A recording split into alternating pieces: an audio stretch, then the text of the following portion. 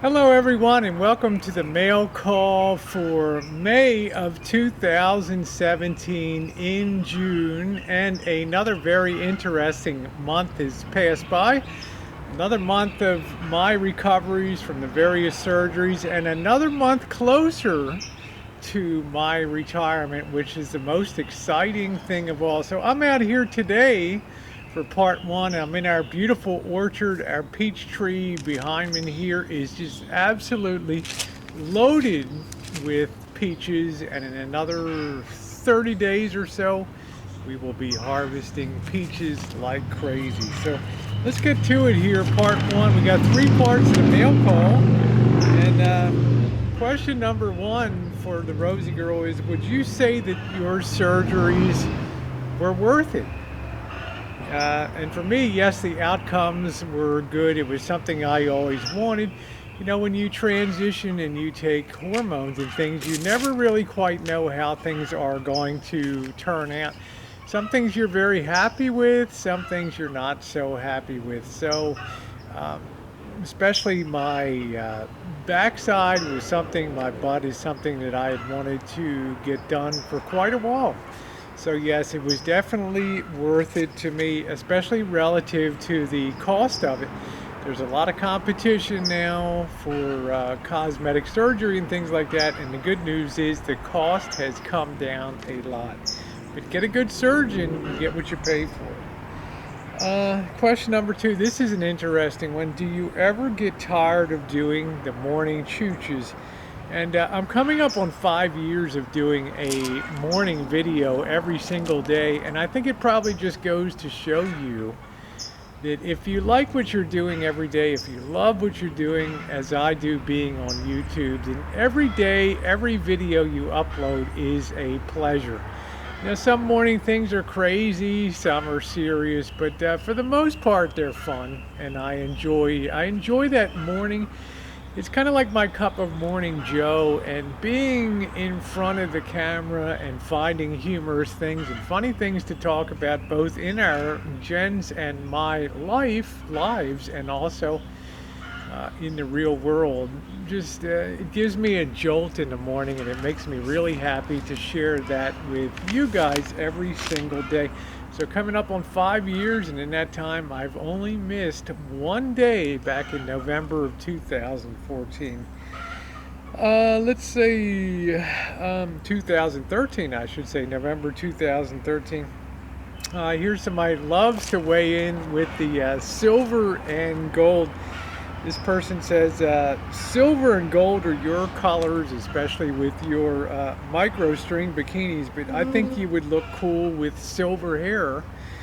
Why not try it? Well, we never know, right? I mean, I had that platinum blonde wig 6 months ago, and then Missy Jen tried it one day, and well, the rest is history. I've never gotten it back since, but 2017 may be a year of experimentation. We will see. It's our well pump just kicked on over here, keeping pressure in all of the lines.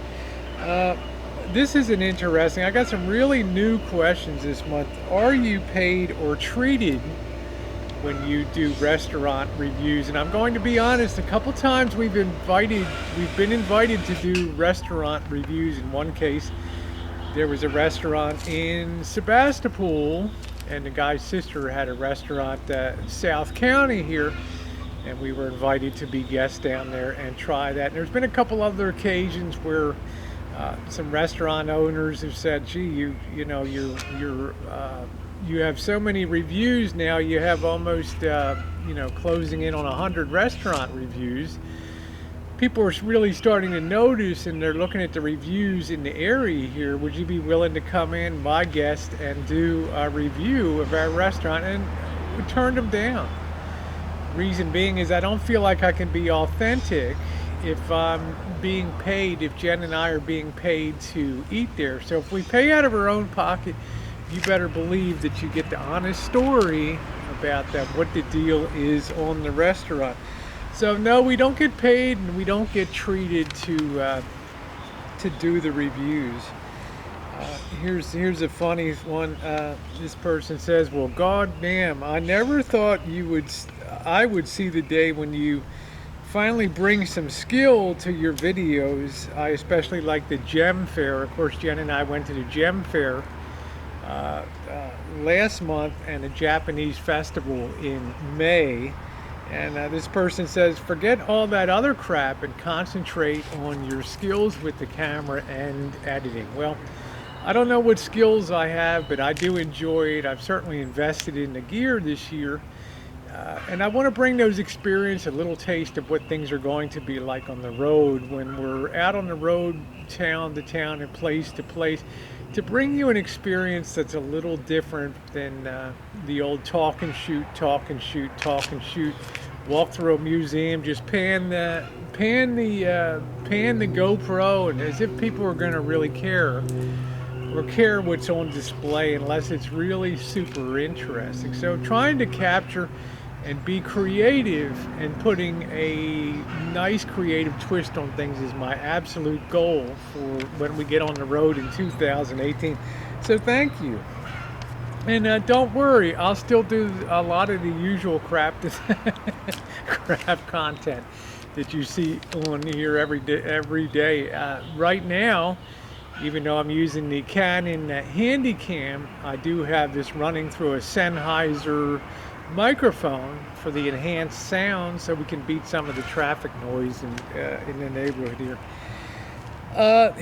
These were great questions this month. How do you get people to be natural in your videos? Well, one thing you want to do, for me, it's very difficult when you're using a big rig with a microphone attached to the top and you have a dead cat muff that muffles the wind noise.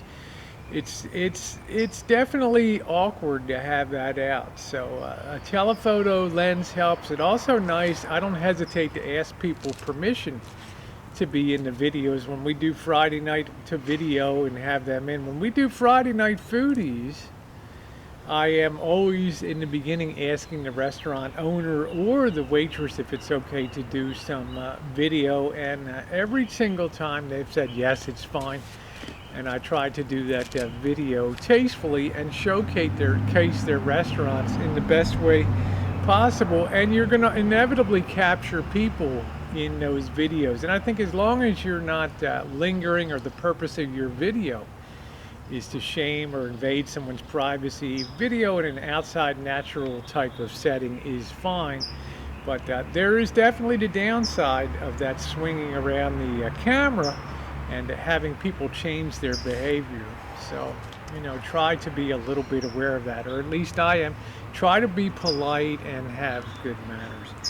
That's going to do it for part one of the mail call for May here in June out in the orchard. I'm so glad you could be along. Make sure you stay tuned for part two, more interesting questions. And as usual, I love having you guys along on the channel. So see you in part two.